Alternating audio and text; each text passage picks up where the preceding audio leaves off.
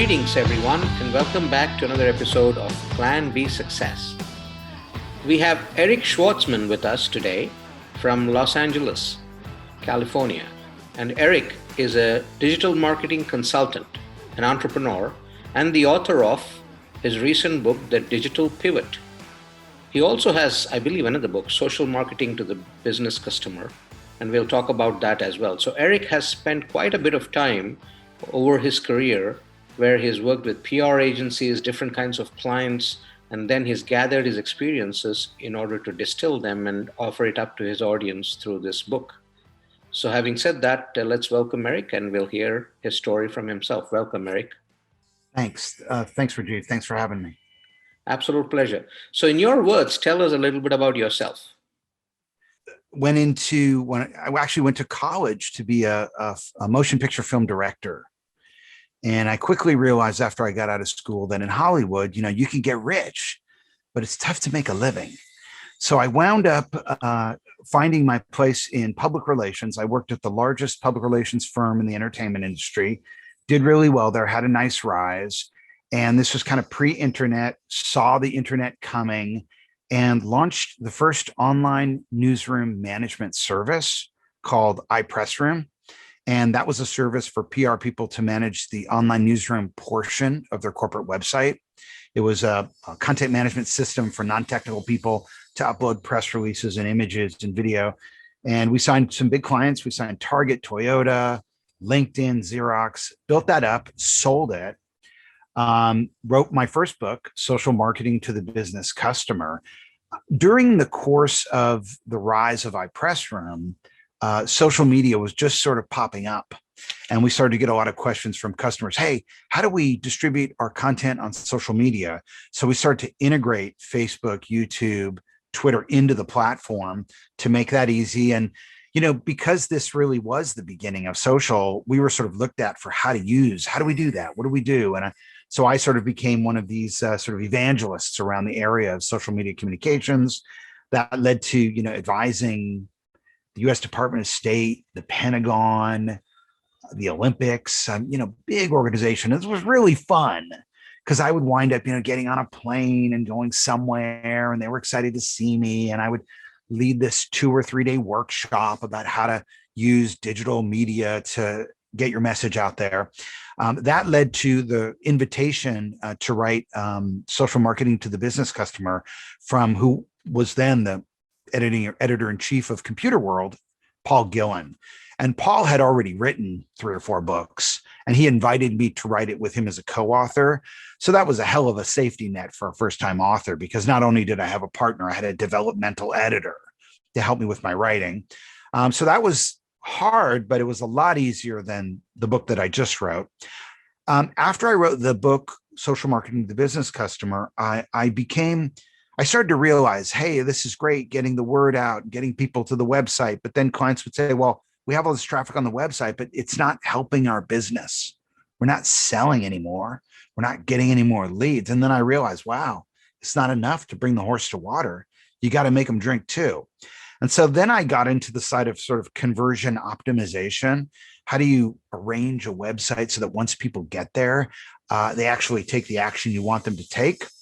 That led to me ultimately getting hired as the chief revenue officer at a $1 billion B2B industrial manufacturer, where I was responsible mostly for ripping out homegrown systems and bringing in Salesforce or Oracle. There were so many different divisions running on different systems. There was also legacy software that was operating the robots in the factories. There was a ledger software that predated Microsoft. It all had to come together. So that was really interesting because I got to be sort of the quarterback on these big software implementation projects, which really brought me 360 through the funnel, from a top funnel marketing guy to a conversion guy to a delivery guy. Since I left that company, I've been working as a consultant, mostly, honestly, with small business. And it's kind of been a way for me. I look at what's happened to small business as a result of big tech, and it's a sad story. So many of them got wiped out first by Amazon. Then the pandemic came. They had to figure out how to pivot. It's one thing to be a tech guy who's hired to pivot for companies, or a marketing person whose job it is to handle that. It's another thing to be a locksmith who's, fixing locks by day and now has to figure out how to deal with digital, or they're going to be paying out 20% to a middleman who's going to be selling them leads. So I sort of thought, you know what, now's the time to really give back. I'm later along in my career. I want to focus on small business, some mid-sized business too, and helping these guys pivot and these guys compete. And often I'll be at a party or just hanging out with friends, and I'll meet someone from outside the tech bubble, and they don't even know what search engine optimization is. They've never heard that term. They never heard conversion optimization. They don't even know what a CRM is. And so I thought, well, a lot of times these guys need access to the information. They can't afford a consultant. You know what? Let's write the book for these guys, the book that they can pick up, one book that's not technical, that's not boring, that has some interesting stories in it about the Pentagon and the Olympics and high-level strategic, that will give them enough of a grasp of how this stuff works to not get fleeced by somebody online who's going to tell them, hey, I'll sell you this course and you'll be making a lot of money on the internet in no time, because there's a lot of that out there. It's the early days, and there's a lot of these cowboys out there that'll say, hey, I'll change your business with Facebook ads. I'll change your business with YouTube ads. And honestly, it's a lot of bullshit, because, there is a logical sequence to implementing a digital pivot. I lay it out in the book, and that's sort of my arc in a short order. Okay. Now you talk about this 4-step framework in your book, right? Can you talk a little bit about that?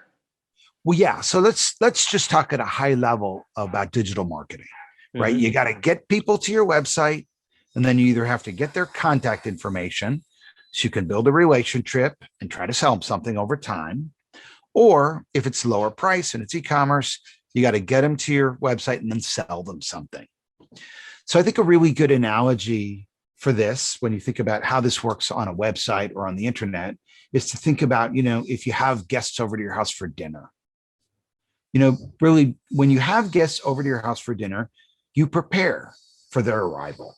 And you prepare for their arrival by getting some snacks, figuring out what you're going to serve, making sure there's going to be some drinks, napkins. You might want to have make sure there's enough soap and toilet paper in the bathroom. You think these things through if you're a good host, because you want your guests to have a good time. And then, you have your party, people come over, and you have your celebration, and hopefully it's a nice time. What happens, I think the step people miss most frequently, particularly small businesses in digital marketing, is they don't really think about, hey, what's going to happen when people arrive at my website? They just think about, hey, how are we going to get people to the website? And I think it's not a surprise that they think that, because there are all these social media influencers out there, and everyone's on social media, and they see someone who gets a lot of likes or a lot of comments and has a lot of engagement. And so the natural assumption is, wow, if I had a lot of likes and a lot of comments and a lot of engagement, that would be like having a lot of foot traffic in my store, or a lot of attention from potential buyers, and one of those people would convert. Now, that may be true if your business is, you're a keynote speaker, or you're selling intellectual property or advisory services of some kind. But if you're a small business selling hats, selling a locksmith service, selling food, selling cleaning service, anything like this, right? You're not out there to make a business for intellectual property. You're out there to sell things. And so I think the idea that you're just going to build an audience on social media and somehow that's going to, help your business misses the critical step of, there's no shopping cart and there's no buy button on social media. The shopping cart and the buy button is on your website. So the step that people miss is, well, it's great to, have a lot of attention on social media, but ultimately you got to move them from social media to your own web presence, where you can convert that awareness into attention. So if you think about the channels, the common channels through which people get to a website, they are social media, right? We talked about that. The other is search optimization. And that basically, people go to Google, They search a keyword, and based on the search results they get, they wind up on a website. For most businesses that are doing well, that's about a third of their traffic. Then there's referral traffic or digital PR. And that's something written about you on someone else's website with a link back to your site. That's another way people can get to you, right? They can get to you through a social media post. They can get to you through a Google search. They can get to you through another website with a link. And then last but not least is advertising, right? You can buy an ad with a link back to your website. So you can sort of put those into three categories. I call social media shared media, media you share on someone else's platform. I call digital PR or that story on someone else's website earned media, because you're going to earn someone else's attention by having them write about you. And then I call advertising paid media, right? So you've got shared, earned, and paid media, and they all lead one place, to your website where your funnel is, and that's owned media. So just like you would plan your party for your guests before you have them over, you do that on your own website. That's owned media. I think it is important to take a moment just to distinguish what owned media is. Owned media is not your Facebook page, because you can't change the look and feel of that page. And you don't own that page. You are a stranger in a strange land, and you are beholden to the terms of service of Facebook. The second thing that's important to know with owned media is you have to own the top level domain. So yourdomain.com has to be yours. It can't be facebook.com/ your company name, or yelp.com/ your company name. That is, again, shared media, right? Owned media, you own the top level domain. You own the layout, because whoever controls the layout controls the payout. And then last but not least, and I think this is an important one, because a lot of people think, well, I'm a reseller on Amazon. Isn't that good enough?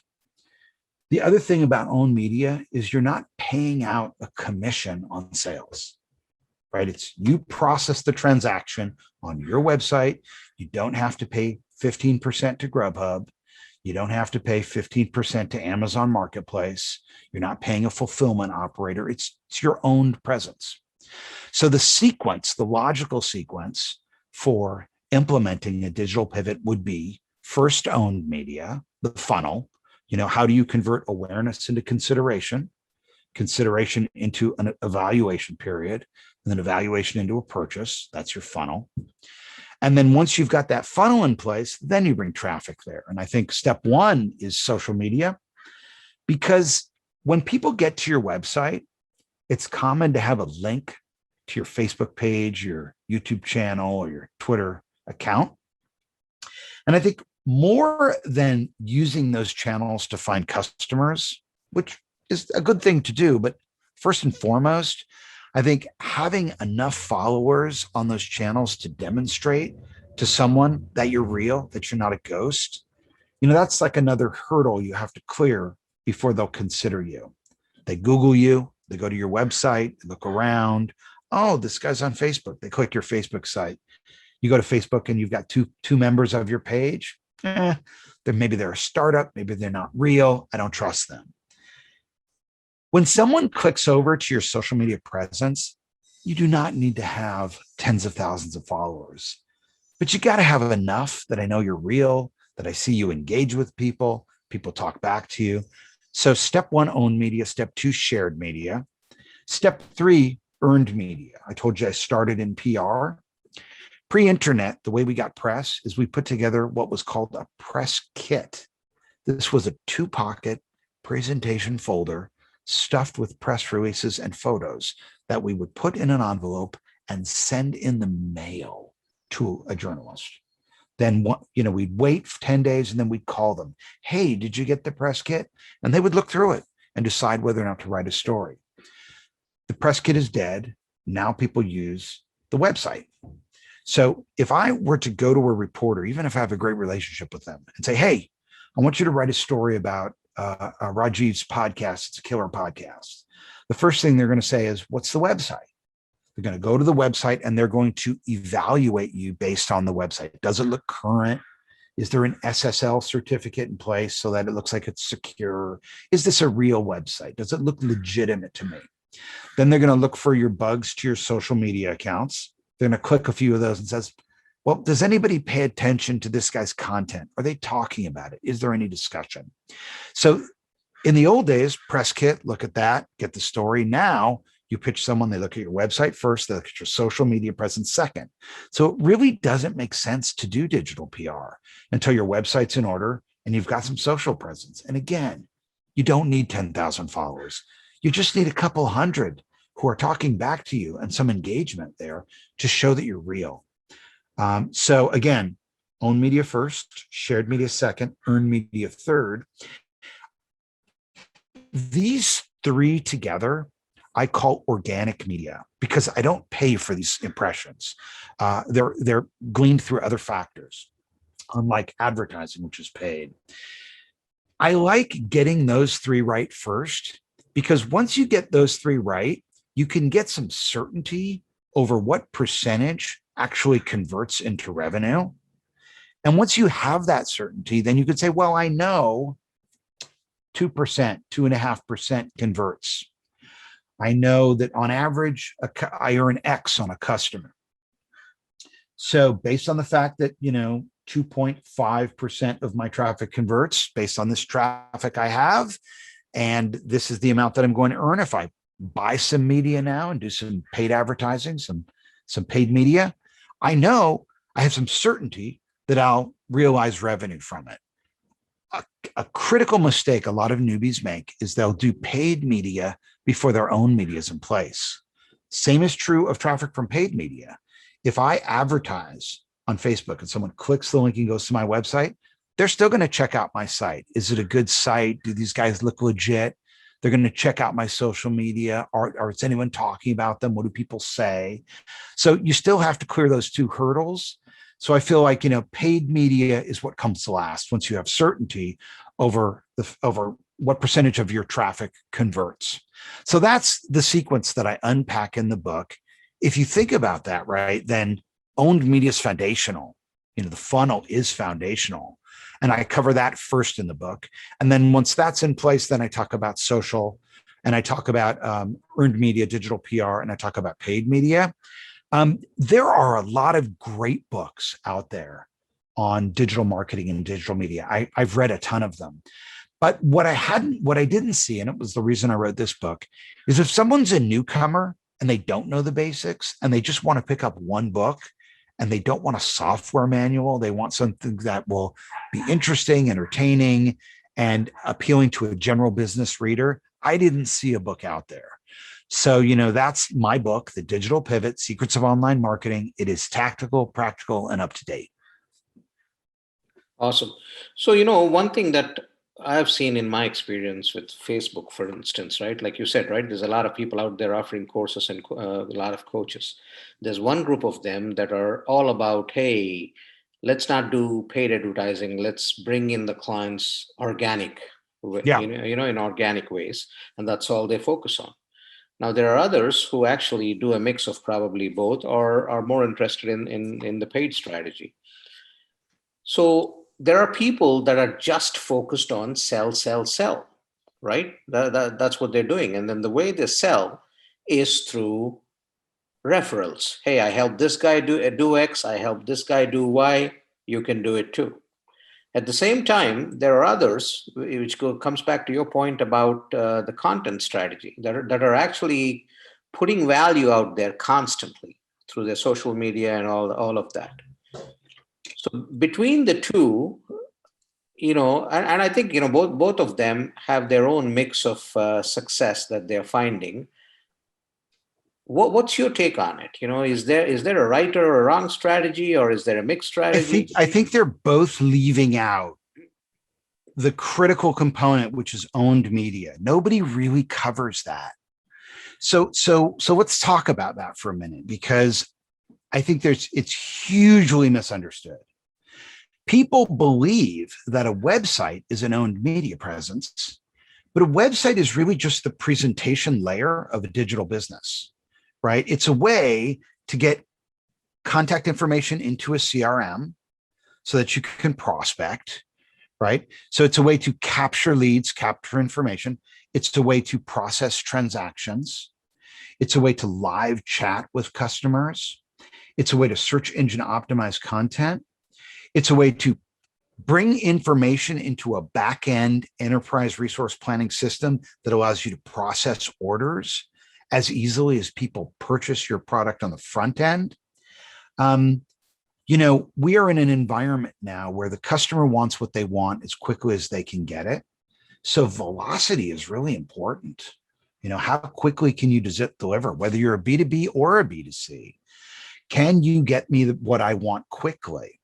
And of course, you can't get people things quickly if you don't have a back-end infrastructure that allows you to streamline business processes and communicate cross-functionally on one end-to-end solution. And people miss that. Now, for I would say the majority of, the digital revolution, you couldn't afford to do that if you were a small business. You couldn't afford Oracle, couldn't afford Siebel. Are you kidding me? NetSuite? It's not going to happen. You don't have the brain trust. You can't set it up. You can't configure it. Well, things have changed. There's actually a company out of India called Zoho with a low-end, low-priced CRM. In terms of the value those products provide in terms of functionality, it's off the chart. You have a full stack for $300 a year. I mean, it's unbelievable. Now, you have to have the capacity to customize it and get it operational, but it's not that tough anymore. You can do that now. So I think when you ask your question about, should they do paid, should they do organic? Well, I think you shouldn't even really be thinking about that until your own media is in place. And that starts with getting an interoperable stack. Now, don't let that scare you. All it means is that you've got a website with some forms in it, and people can fill out the forms, and you can collect the lead data, and you can prospect that lead data, or you can sell things online. You can have a store. I mean, there's Shopify, I think, is $30 a month. Anybody. You don't have to be a coder. I mean, if you're comfortable dragging and dropping, pointing and clicking, you can set up an e-commerce store now, and they're not going to charge you a commission. They're going to charge you a flat fee.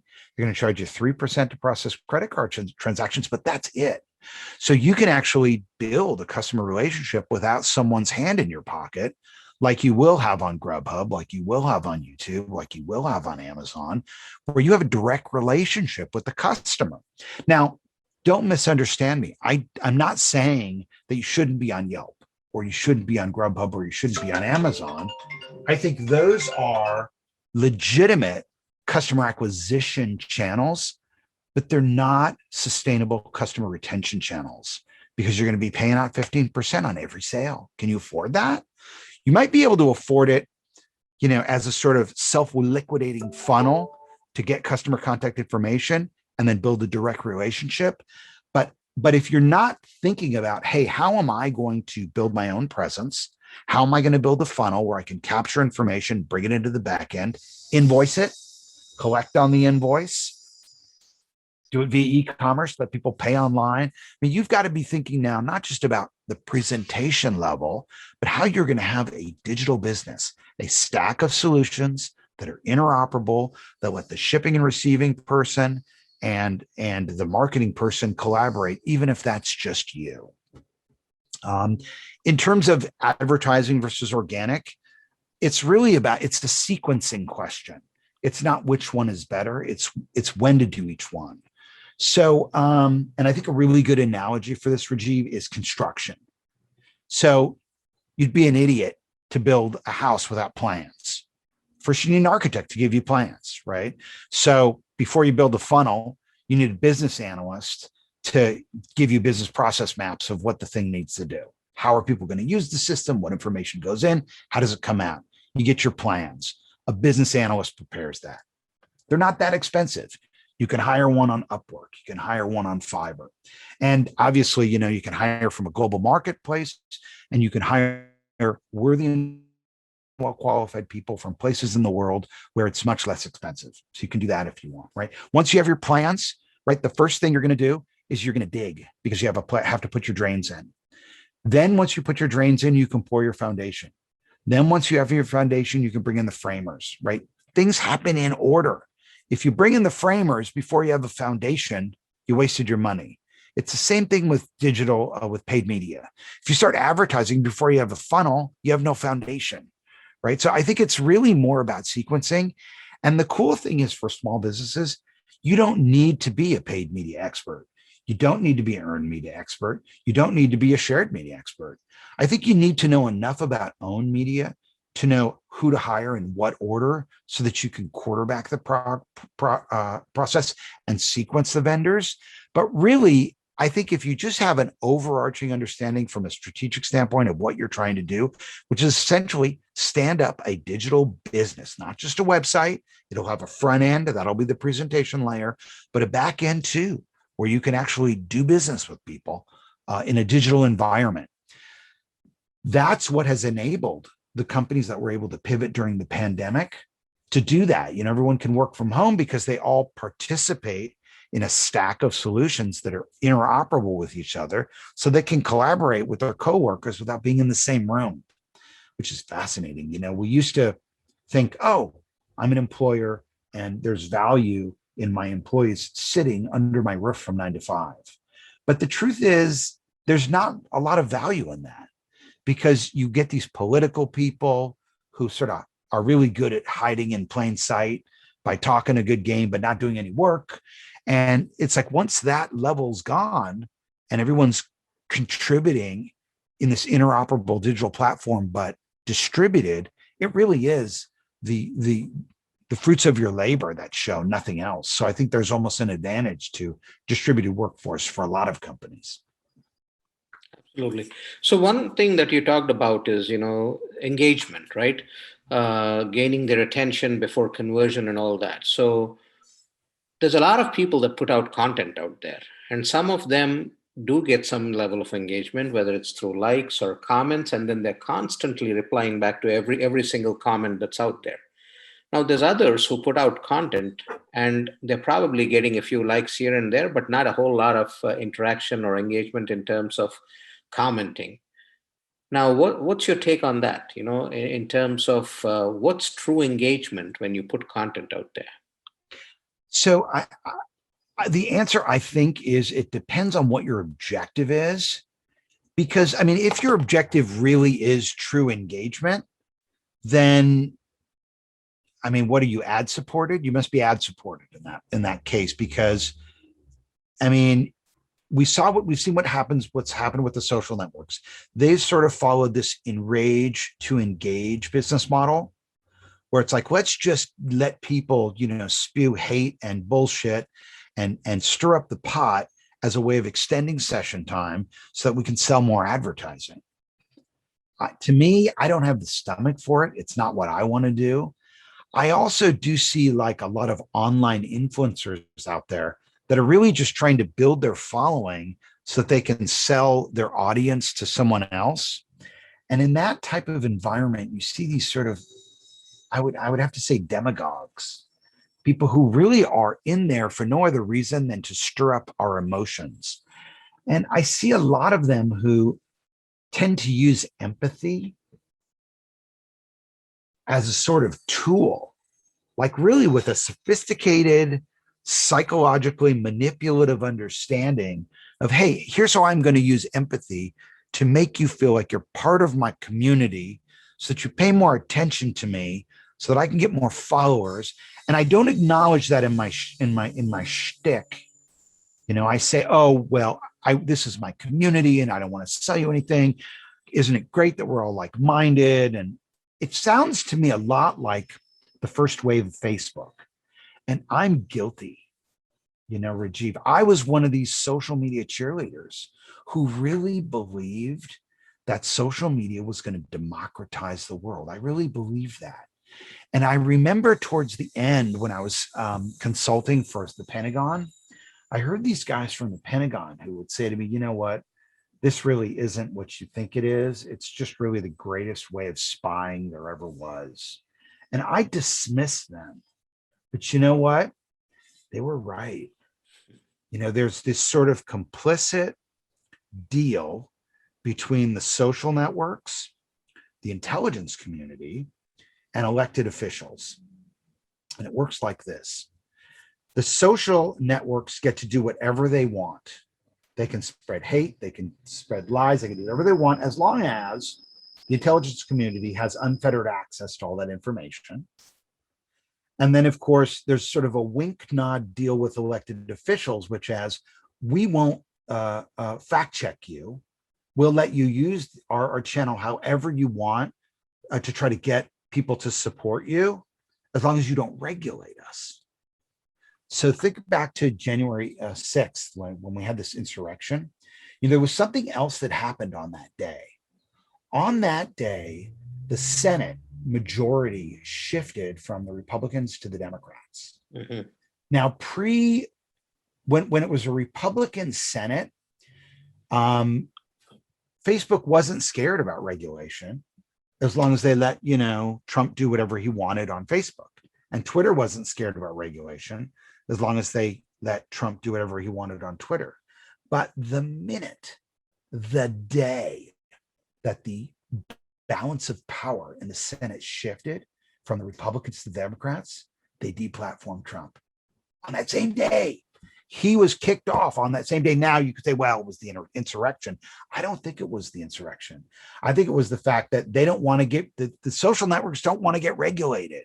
And once the winds of power had shifted in the hallways of the Congress from the Republicans to the Democrats, they were like, oh, well, all we have to do is deplatform him and they won't regulate us. And you know what? They were right. So in terms of your books, where can people find them? Well, you can get The Digital Pivot, Secrets of Online Marketing at Amazon, Barnes & Noble, wherever books are sold. It's also, I did an audiobook as well. I read it myself. That was a lot of fun experience. So if you prefer to listen, it's also available on Audible. And then it's available as a Kindle book as well, or .mobi. If you want a free copy of the book, I will share with your listeners a URL where you can download it as a PDF as well. Because really, my objective with this book, Rajiv, is not to sell books. My objective with this book is to get my thinking out there, to get as many people this information as possible. And I kind of think if you download the book for free and you like it, you're probably going to buy a copy anyways, because this really is a reference. You're going to want this thing on your desk. So if you want a free PDF of the book, you can download one at freepivotbook.com. If you go to freepivotbook.com, it'll take you to a page. You fill out a form, you get a free copy of the book. That's simple. Awesome. And then in terms of the services that you provide, what are the services that you're engaged in right now? So I don't provide agency services. I work as a sort of facilitator and mentor and an advisor. And I have a program called the Digital Pivot Program. And as you would imagine, there's 4 of them. There's an owned media program where I help people set up a funnel, set up a website. I don't do the work. I'll help them hire people. I'll help them get the work done or do it themselves and accelerate the process. You could do it on your own, but it'll be a lot faster with someone like me. And so I do that. I also have a shared media advisory program, owned media advisory program, and paid media advisory program. And those are on my site at ericschwartzman.com/programs. Awesome. All right, Eric, this has been very helpful. Thank you for joining us today and sharing your story, as well as so much of stuff that we discussed, so much of interesting stuff, beneficial stuff for a lot of solopreneurs as well as wannabe influencers out there. Thank you for joining us today. And I'm sure people will check out the book, and we wish you the very best. Thanks, Rajiv.